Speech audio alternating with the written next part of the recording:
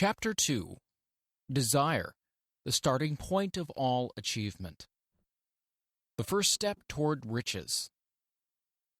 When Edwin C. Barnes climbed down in Orange, New Jersey, more than 30 years ago, he may have resembled a tramp, but his thoughts were those of a king.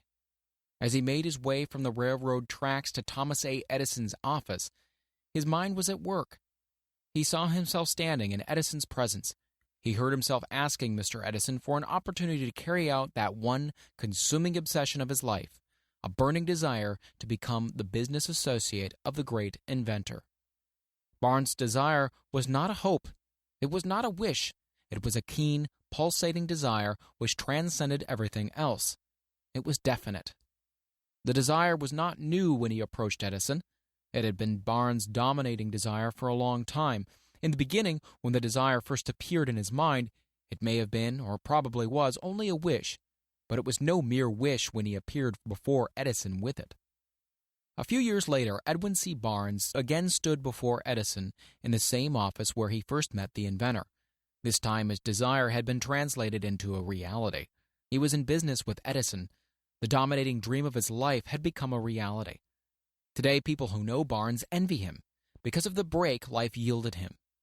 They see him in the days of his triumph without taking the trouble to investigate the cause of his success. Barnes succeeded because he chose a definite goal, placed all his energy, all his willpower, all his effort, everything back of that goal. He did not become the partner of Edison the day he arrived. He was content to start in the most menial work, as long as it provided an opportunity to take even one step towards his cherished goal. 5 years passed before the chance he had been seeking made its appearance.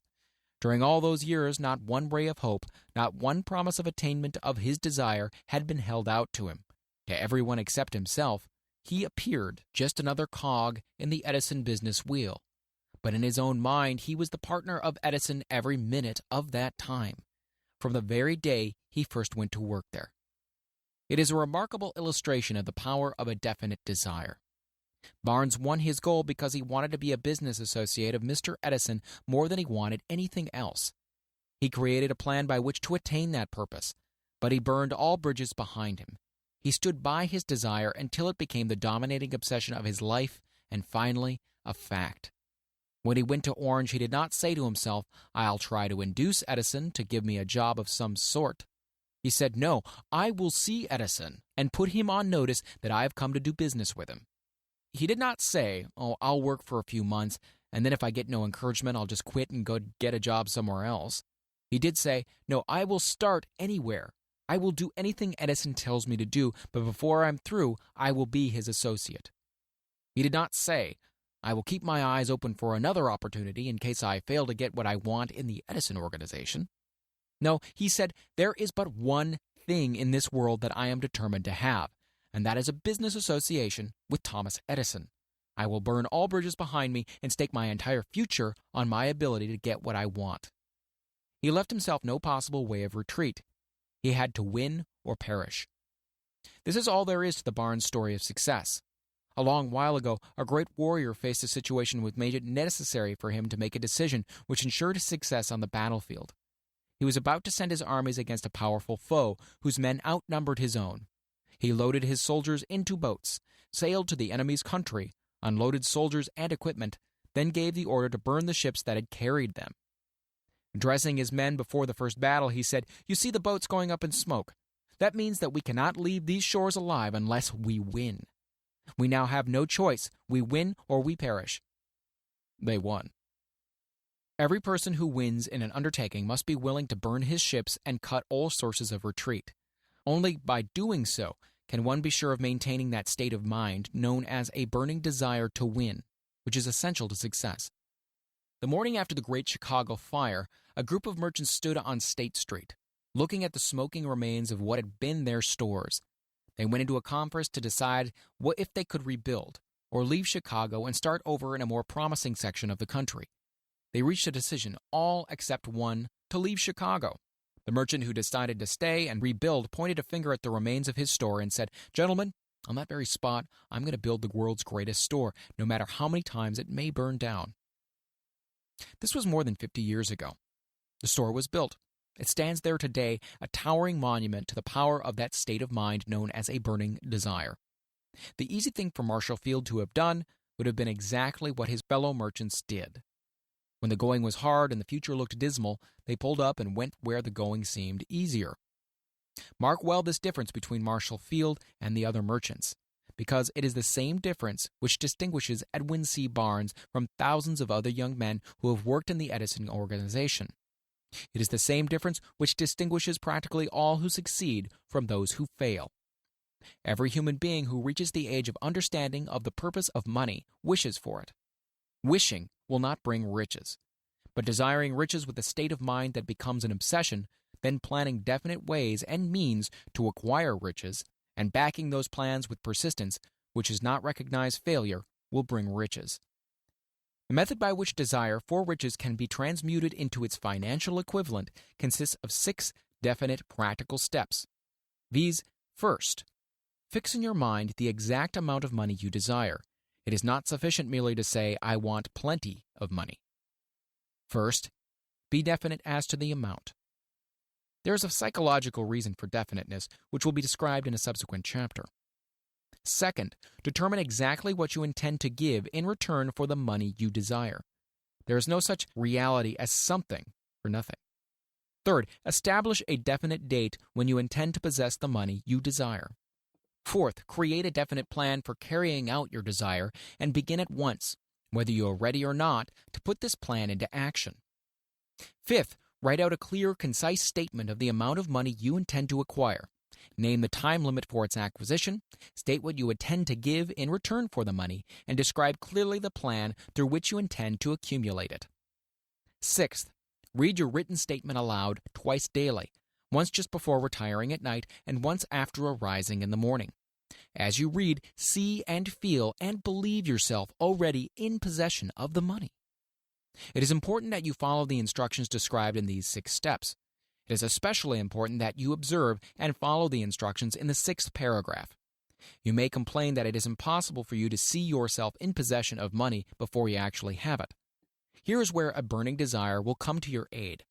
If you truly desire money so keenly that your desire is an obsession, you will have no difficulty in convincing yourself that you will acquire it. The object is to want money and to become so determined to have it that you convince yourself you will have it. Only those who become money conscious ever accumulate great riches. Money consciousness means that the mind has become so thoroughly saturated with the desire for money that one can see one's self already in possession of it. To the uninitiated, who has not been schooled on the working principles of the human mind, these instructions may appear impractical. It may be helpful to all who fail to recognize the soundness of the 6 steps to know that the information they convey was received from Andrew Carnegie, who began as an ordinary laborer in the steel mills, but managed, despite his humble beginning, to make these principles yield him a fortune of considerably more than $100 million. It may be of further help to know that the 6 steps here recommended were carefully scrutinized by the late Thomas Edison, who placed his stamp of approval upon them as being not only the steps essential for the accumulation of money, but necessary for the attainment of any definite goal. The steps call for no hard labor. They call for no sacrifice. They do not require one to become ridiculous or credulous. To apply them calls for no great amount of education. But the successful application of these 6 steps does call for sufficient imagination to enable one to see and to understand that accumulation of money cannot be left to chance, good fortune, and luck. One must realize that all who have accumulated great fortunes first did a certain amount of dreaming, hoping, wishing, desiring, and planning before they acquired money. You may as well know right here that you can never have riches in great quantities unless you can work yourself into a white heat of desire for money and actually believe you will possess it. You may as well know also that every great leader, from the dawn of civilization down to the present, was a dreamer. Christianity is the greatest potential power in the world today because its founder was an intense dreamer who had the vision and the imagination to see realities in their mental and spiritual form before they had been transmuted into physical form. If you do not see great riches in your imagination, you will never see them in your bank balance. Never in the history of America has there been so great an opportunity for practical dreamers as now exists. The 6-year economic collapse has reduced all men, substantially, to the same level. A new race is about to be run. The stakes represent huge fortunes which will be accumulated within the next 10 years. The rules of the race have changed because we now live in a changed world, and that definitely favors the masses, those who had but little or no opportunity to win under the conditions existing during the Depression, when fear paralyzed growth and development. We who are in this race for riches should be encouraged to know that this changed world in which we live is demanding new ideas, new ways of doing things, new leaders, new inventions, new methods of teaching, new methods of marketing, new books, new literature, new features for the radio, new ideas for moving pictures. Back of all this demand for new and better things, there is one quality which one must possess to win, and that is definiteness of purpose, the knowledge of what one wants and a burning desire to possess it. The business depression marked the death of one age and the birth of another. This changed world requires practical dreamers who can and will put their dreams into action. The practical dreamers have always been and always will be the pattern makers of civilization. We who desire to accumulate riches should remember the real leaders of the world always have been men who harnessed and put into practical use the intangible, unseen forces of unborn opportunity, and have converted those forces, or impulses of thought, into skyscrapers, cities, factories, airplanes, automobiles, and every form of convenience that makes life more pleasant. Tolerance and an open mind are practical necessities of the dreamer of today. Those who are afraid of new ideas are doomed before they start. Never has there been a time more favorable to pioneers than the present. True, there is no wild and woolly West to be conquered, as in the days of covered wagon, but there is a vast business, financial, and industrial world to be remolded and redirected along new and better lines. In planning to acquire your share of the riches, let no one influence you to scorn the dreamer. To win the big stakes in this changed world, you must catch the spirit of the great pioneers of the past, whose dreams have given to civilization all that it has of value, the spirit which serves as the lifeblood of your own country, your opportunities, and mine, to develop and market our talents. Let us not forget, Columbus dreamed of an unknown world, staked his life on the existence of such a world, and discovered it. Copernicus, the great astronomer, dreamed of a multiplicity of worlds and revealed them. No one denounced him as impractical after he had triumphed. Instead, the world worshipped at his shrine, thus proving once more that success requires no apologies. Failure permits no alibis. If the thing you wish to do is right, go ahead and do it. Put your dream across and never mind what they say if you meet with temporary defeat, or they perhaps do not know that every failure brings with it the seeds of an equivalent success. Henry Ford, poor and uneducated, dreamed of a horseless carriage, went to work with what tools he possessed without waiting for opportunity to favor him, and now evidence of his dream belts the entire earth. He has put more wheels into operation than any man who ever lived because he was not afraid to back his dreams. Thomas Edison dreamed of a lamp that could be operated by electricity, began where he stood to put his dream into action. Despite more than 10,000 failures, he stood by that dream until he made it a physical reality. Practical dreamers do not quit.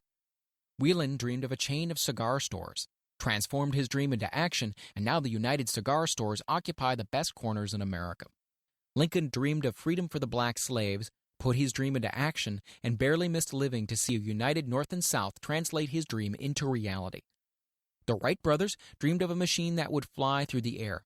Now one may see evidence all over the world that they dreamed soundly. Marconi dreamed of a system for harnessing the intangible forces of the ether. Evidence that he did not dream in vain may be found in every wireless and radio in the world. Moreover, Marconi's dream brought the humblest cabin and the most stately manor house side by side. It made the people of every nation on earth backdoor neighbors. It gave the President of the United States a medium by which he may talk to all the people of America at one time and on short notice. It may interest you to know that Marconi's friends had him taken into custody and examined in a psychopathic hospital when he announced he had discovered a principle through which he could send messages through the air without the aid of wires or other direct physical means of communication. The dreamers of today fare better. The world has become accustomed to new discoveries. Nay, it has shown a willingness to reward the dreamer who gives the world a new idea. Quote, the greatest achievement was at first, and for a time, but a dream. The oak sleeps in the acorn, the bird waits in the egg, and in the highest vision of the soul a waking angel stirs. Dreams are the seedlings of reality. Awake, arise, and assert yourself, you dreamers of the world. Your star is now in the ascendancy. The world of the Depression brought the opportunity you have been waiting for. It taught people humility, tolerance, and open-mindedness. The world is filled with an abundance of opportunity which the dreamers of the past never knew. A burning desire to be and to do is the starting point from which the dreamer must take off. Dreams are not born of indifference, laziness, or lack of ambition. The world no longer scoffs at the dreamer, nor calls him impractical. If you think it does, take a trip to Tennessee and witness what a dreamer president has done in the way of harnessing and using the great water power of America. A score of years ago, such a dream would have seemed like madness. You have been disappointed. You have undergone defeat during the Depression. You have felt the great heart within you crushed until it bled. Take courage, for these experiences have tempered the spiritual metal of which you are made. They are assets of incomparable value. Remember, too, that all who succeed in life get off to a bad start and pass through many heartbreaking struggles before they, quote-unquote, arrive.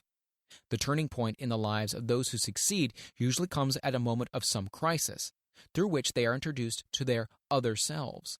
John Bunyan wrote The Pilgrim's Progress, which is among the finest of all English literature, after he had been confined in prison and sorely punished because of his views on the subject of religion.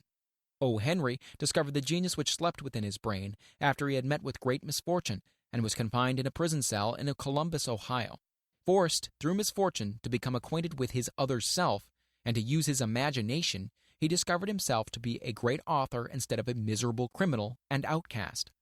Strange and varied are the ways of life, and stranger still are the ways of infinite intelligence, through which men are sometimes forced to undergo all sorts of punishment before discovering their own brains and their own capacity to create useful ideas through imagination. Edison, the world's greatest inventor and scientist, was a quote-unquote tramp telegraph operator. He failed innumerable times before he was driven finally to the discovery of the genius which slept within his brain. Charles Dickens began by pasting labels on blacking pots. The tragedy of his first love penetrated the depths of his soul and converted him into one of the world's truly great authors. That tragedy produced first David Copperfield, then a succession of other works that made this a richer and better world for all who read his books. Disappointment over love affairs generally has the effect of driving men to drink and women to ruin, and this because most people never learn the art of transmuting their strongest emotions into dreams of a constructive nature. Helen Keller became deaf, dumb, and blind shortly after birth. Despite her greatest misfortune, she has written her name indelibly in the pages of the history of the great. Her entire life has served as evidence that no one ever is defeated until defeat has been accepted as a reality. Robert Burns was an illiterate country lad. He was cursed by poverty and grew up to be a drunkard in the bargain. The world was made better for his having lived because he clothed beautiful thoughts in poetry and thereby plucked a thorn and planted a rose in its place. Booker T. Washington was born into slavery, handicapped by race and color. Because he was tolerant, had an open mind at all times on all subjects, and was a dreamer, he left his impress for good on an entire race. Beethoven was deaf. Milton was blind, but their names will last as long as time endures because they dreamed and translated their dreams into organized thought. Before passing to the next chapter, kindle anew in your mind the fire of hope, faith, courage, and tolerance. If you have these states of mind and a working knowledge of the principles described, all else you need will come to you when you're ready for it. Let Emerson state the thought in these words: every proverb, every book, every byword that belongs to thee for aid and comfort shall surely come through open or winding passages. Every friend whom not thy fantastic will, but the great and tender soul in thee craveth, shall lock thee in his embrace. There is no difference between wishing for a thing and being ready to receive it. No one is ready for a thing until he believes he can acquire it. The state of mind must be belief, not mere hope or wish. Open-mindedness is essential for belief. Closed minds do not inspire faith, courage, and belief. Remember, no more effort is required to aim high in life, to demand abundance and prosperity, than is required to accept misery and poverty. A great poet has correctly stated this universal truth through these lines. I bargained with life for a penny, and life would pay no more. However, I begged at evening, when I counted my scanty store. For life is a just employer, he gives you what you ask, but once you have set the wages, why you must bear the task. I worked for a menial's hire, only to learn dismayed, that any wage I had hoped of life, life would have willingly paid. Desire outwits Mother Nature. As a fitting climax to this chapter, I wish to introduce one of the most unusual persons I have ever known. I first saw him 24 years ago, a few minutes after he was born. He came into the world without any physical sign of ears, and the doctor admitted, when pressed for an opinion, that the child might be deaf and mute for life. I challenged the doctor's opinion. I had the right to do so. I was the child's father. I, too, reached a decision and rendered an opinion, but I expressed the opinion silently in the secrecy of my own heart. I decided that my son would hear and speak. Nature could send me a child without ears, but nature could not induce me to accept the reality of the affliction. In my own mind, I knew that my son would hear and speak. How? I was sure there must be a way, and I knew I would find it. I thought of the words of the immortal Emerson. The whole course of things goes to teach us faith. We need only obey. There is guidance for each of us, and by lowly listening, we shall hear the right word. The right word? Desire. More than anything else, I desired that my son should not be deaf-mute. From that desire I never receded, not for a second. Many years previously I had written, our only limitations are those we set up in our own minds. For the first time I wondered if that statement were true.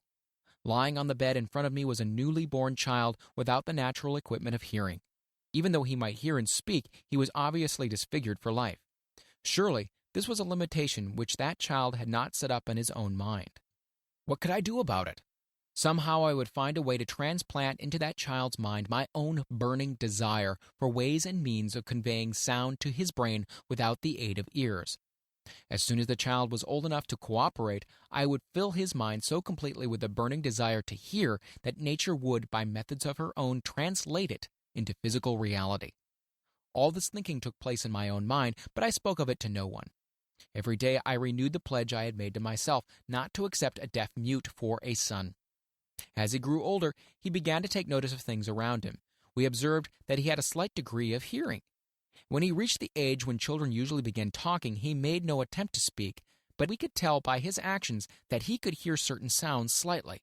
That was all I wanted to know.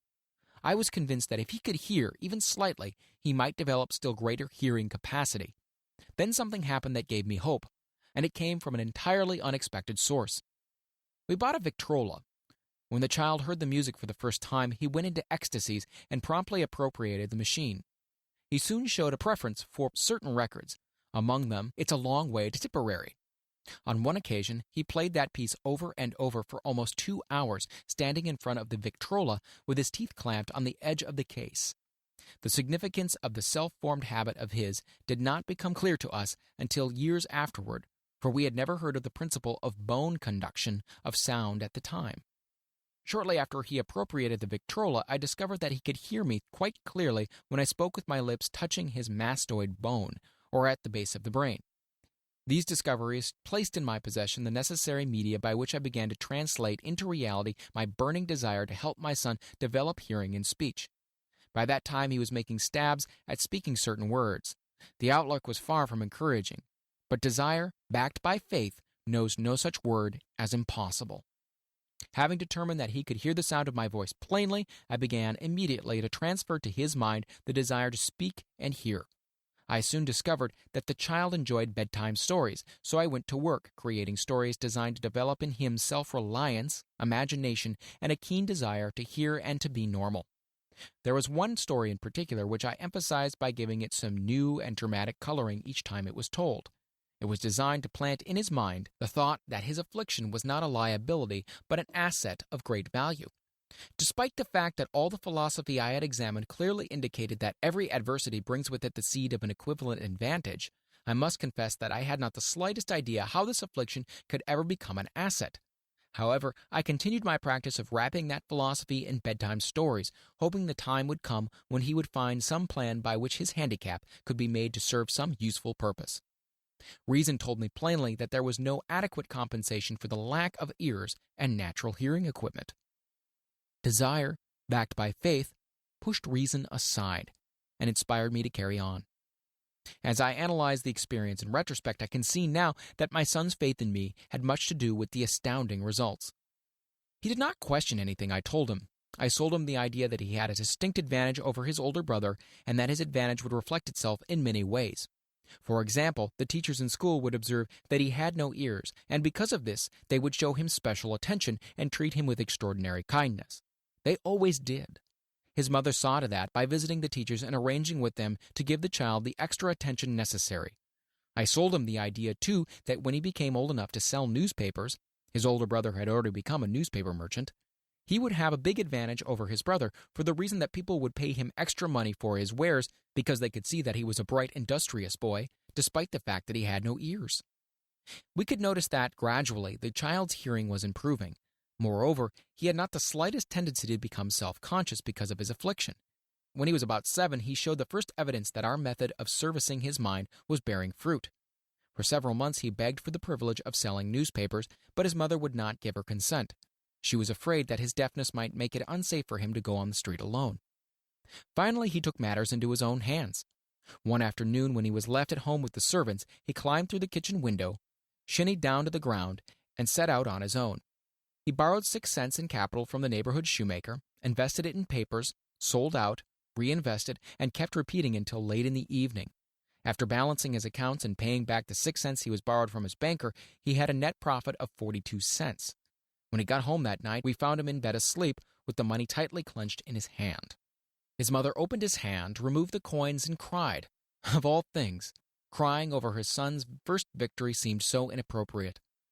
My reaction was the reverse. I laughed heartily, for I knew that my endeavor to plant in the child's mind an attitude of faith in himself had been successful. His mother saw in his first business venture a little deaf boy who had gone out in the streets and risked his life to earn money. I saw a brave, ambitious, self-reliant little businessman whose stock in himself had been increased 100% because he had gone into business on his own initiative and had won. The transaction pleased me because I knew he had given evidence of a trait of resourcefulness that would go with him through life. Later events proved this to be a virtue. When his older brother wanted something, he would lie down on the floor, kick his feet in the air, cry for it, and get it. When the little deaf boy wanted something, he would plan a way to earn the money, then buy it for himself. He still follows that plan. Truly, my son has taught me that handicaps can be converted into stepping stones on which one may climb towards some worthy goal, unless they are accepted as obstacles and used as alibis. The little deaf boy went through the grades, high school, and college without being able to hear his teachers, excepting when they shouted loudly at close range. He did not go to a school for the deaf. We would not permit him to learn the sign language. We were determined that he would live a normal life and associate with normal children, and we stood by that decision, although it cost us many heated debates with school officials. While he was in high school, he tried an electric hearing aid, but it was of no value to him, due, we believed, to a condition that was disclosed when the child was 6 by Dr. J. Gordon Wilson of Chicago, when he operated on one side of the boy's head and discovered that there was no sign of natural hearing equipment. During his last week in college, 18 years after the operation, something happened which marked the most important turning point in his life. Through what seemed to be mere chance, he came into possession of another electrical hearing device, which was sent to him on a trial. He was slow about testing it, due to his disappointment with a similar device. Finally, he picked the instrument up and, more or less carelessly, placed it on his head, hooked up the small battery, and lo, as if by a stroke of magic, his lifelong desire for normal hearing became a reality. For the first time in his life, he heard practically as well as any person with normal hearing. God moves in mysterious ways, his wonders to perform. Overjoyed because of the changed world which had been brought to him through this hearing device, he rushed to the telephone, called his mother, and heard her voice perfectly. The next day, he plainly heard the voices of his professors in class for the first time in his life. Previously, he could hear them only when they shouted at short range. He heard the radio. He heard the talking pictures. For the first time in his life, he could converse freely with other people without the necessity of their having to speak loudly. Truly, he had come into possession of a changed world. We had refused to accept nature's error, and by persistent desire, we had induced nature to correct that error through the only practical means available. Desire had commenced to pay dividends, but the victory was not yet complete. The boy still had to find a definite and practical way to convert his handicap into an equivalent asset. Hardly realizing the significance of what had already been accomplished, but intoxicated with the joy of his newly discovered world of sound, he wrote a letter to the manufacturer of the hearing aid, enthusiastically describing his experience. Something in his letter, something perhaps which was not written on the lines, but back of them, caused the company to invite him to New York. When he arrived, he was escorted through the factory, and while talking with the chief engineer, telling him about his changed world, a hunch, an idea, or an inspiration, call it what you wish, flashed into his mind.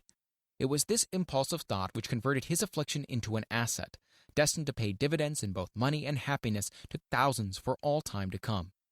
The sum and substance of that impulse of thought was this. It occurred to him that he might be able to help the millions of deafened people who go through life without the benefit of hearing devices if he could find a way to tell them the story of this changed world. Then and there, he reached a decision to devote the remainder of his life to rendering useful service to the hard of hearing. For an entire month, he carried on an intensive research, during which he analyzed the entire marketing systems of the manufacturer of the hearing device and created ways and means of communicating with the hard of hearing all over the world for the purpose of sharing with them his newly discovered, changed world. When this was done, he put in writing a 2-year plan, based upon his findings. When he presented the plan to the company, he was instantly given a position for the purpose of carrying out his ambition.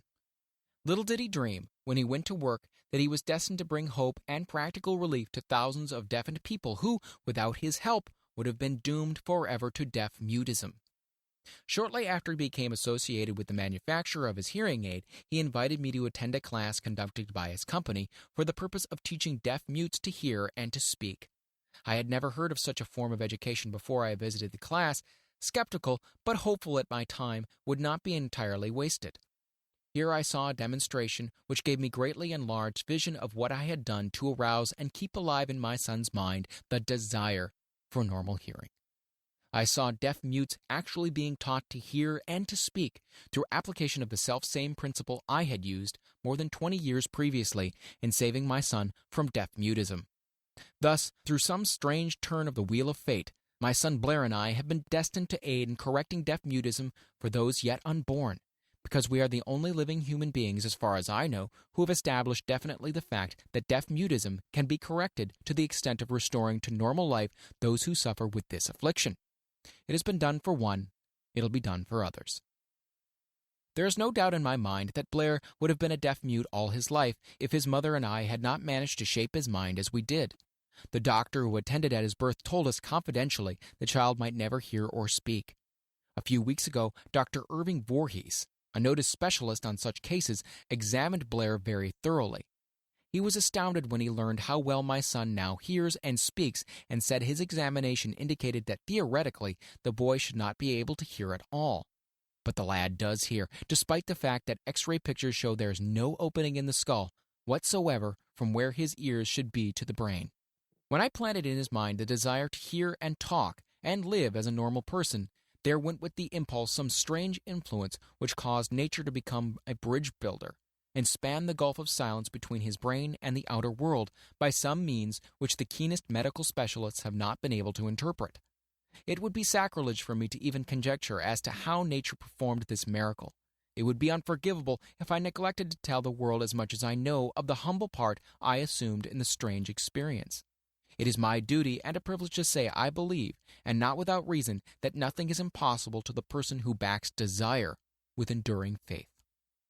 Verily, a burning desire has devious ways of transmuting itself into its physical equivalent. Blair desired normal hearing. Now he has it. He was born with a handicap which might easily have sent one with less defined desire to a street with a bundle of pencils and a tin cup. That handicap now promises to serve as the medium by which he will render useful service to many millions of hard of hearing, also to give him useful employment at adequate financial compensation for the remainder of his life. The little white lies I planted in his mind when he was a child by leading him to believe his affliction would become a great asset which he could capitalize has justified itself. Verily, there is nothing, right or wrong, which belief plus burning desire cannot make real. These qualities are free to everyone, In all my experience in dealing with men and women who had personal problems, I never handled a single case which more definitely demonstrates the power of desire. Authors sometimes make the mistake of writing of subjects of which they have not but superficial or very elementary knowledge.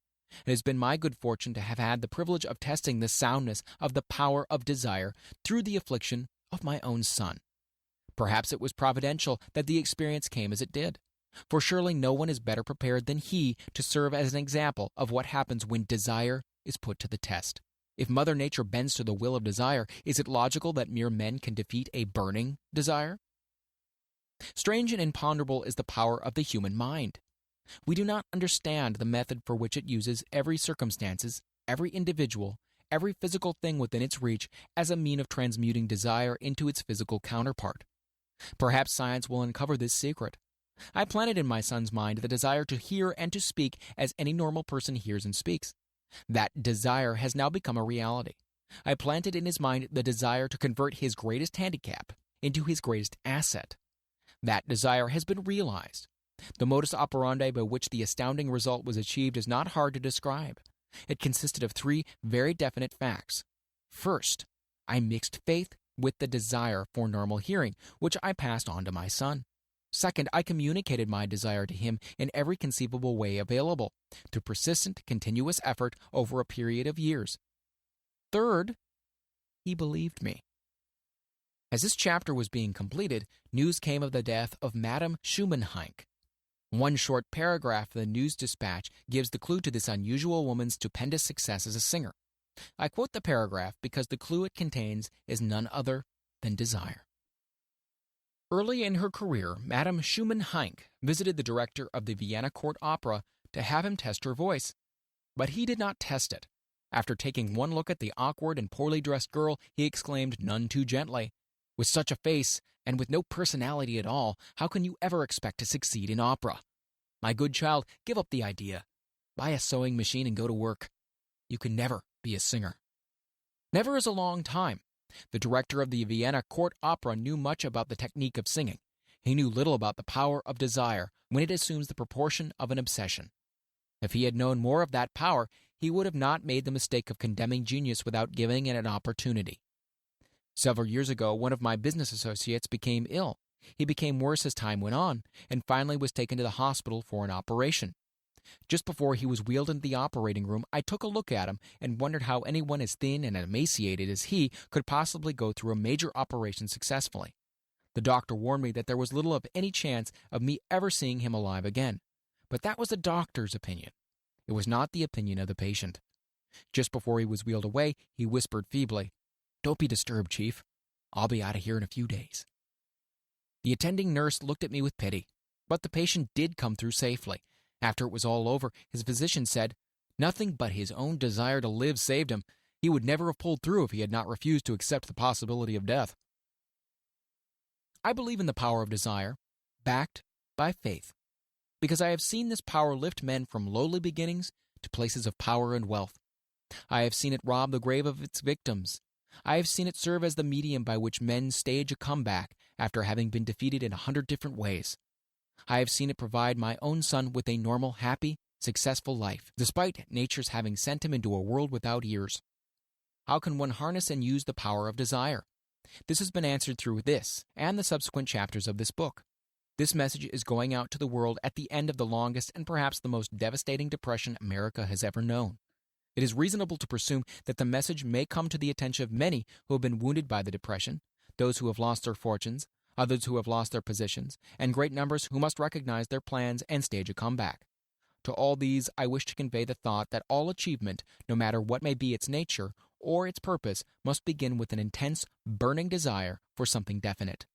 Through some strange and powerful principle of mental chemistry, which she has never divulged, nature wraps up in the impulse of strong desire that something, quote-unquote, which recognizes no such word as impossible and accepts no such reality as failure.